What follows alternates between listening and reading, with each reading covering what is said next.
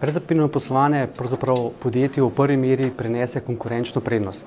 Konkurenčno prednost v smislu s tem, da se lahko takoj prilagodi sodobnim mehanizmom digitalnega poslovanja, takoj se lahko poveže s svojimi poslovnimi partnerji, si s poslovnimi partnerji izmenjuje vso poslovno vsebino, se dogovarja o poslih, se odpira navzven in v bistvu s brezpapirnim poslovanjem, kar mi želimo pač pri podjetjih doseči, je to, da se znebijo starih navad dela z dokumenti. Jaz mislim, da v bistvu IT je eden največjih driverjev v podjetju in podjetju omogoča razvoj. Če se IT uporablja na pravi način, kar pomeni, prava uporaba IT lahko podjetju pripomore k boljši uspešnosti na trgu. Žal smo pa včasih žrtve neke preteklosti, nekih preteklih odločitev in ta presek oziroma kako se bomo odločili, da bomo šli v te točke naprej, je najbolj pomemben. In tukaj je pomemben IT.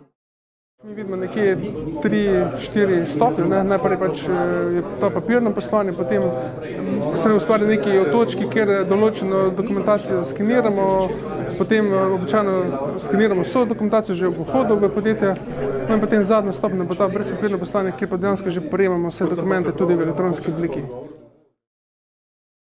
Mobilne aplikacije, poleg tega, da so seveda mobilne oziroma da omogočajo v nekem oblaku, kadarkoli delo, omogočajo tudi to, da z nekimi pametnimi agenti oziroma z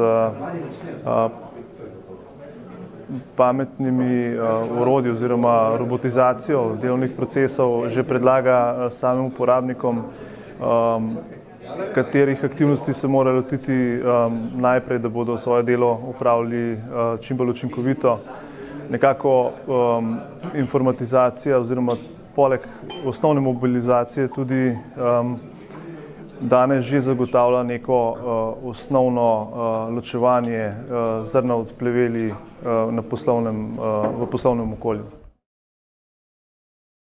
Gre za načrtovanje posameznih izkušenj, ki jih bodo uporabniki v tem doživljali zraven za predvidevanje njihovih potovanj po produktih, po programski opremi noter po ostalih, s tem, da lahko dosežejo svoje cilje čim bolj uspešno in čim hitreje.